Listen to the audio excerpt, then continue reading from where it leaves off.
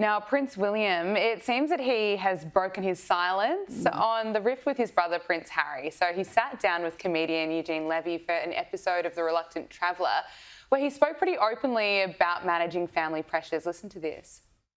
Yeah, I think stuff to do with family overwhelms me quite a bit.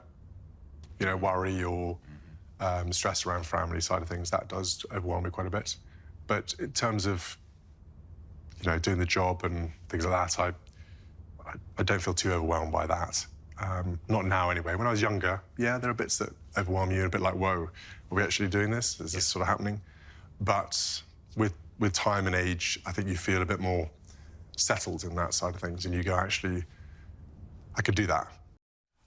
So it's interesting, he didn't say Harry's name, but he certainly seemed to allude to that rift with his brother, do you think? Certainly does, yes. And I got a hint he was probably talking about Charles's rift with Harry as well. And just the dynamic between the two brothers and their dad has just been changed forever.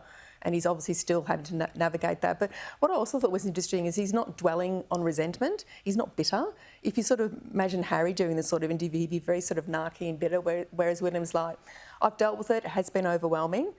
The fact that he's so refreshing and honest about that, I think, is fabulous for someone who's next in line for the throne. And he's looking for a course of leadership which is based in empathy, I think, as well. So he's very relatable.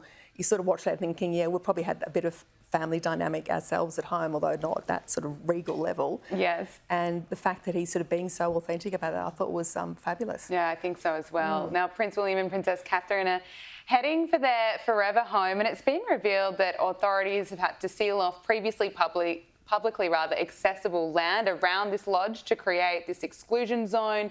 Trespassers who breach the area could end up in handcuffs, and of course there's certain CCTV cameras and wiring that have been installed behind the house. So a lot of security, Louise. Yeah, look, I think anyone shouldn't be upset with this level of security. There's plenty of other places you can walk around near royal residences without actually invading their space. And I think it's not about privilege, it's about protection. We're looking at a home situation where we have two future monarchs living there. So any security, I think, is justifiable. And this is the reality of being in the monarchy in the modern age, that they need that level of security. Louise Roberts, thank you so much for your time. Great to speak with you.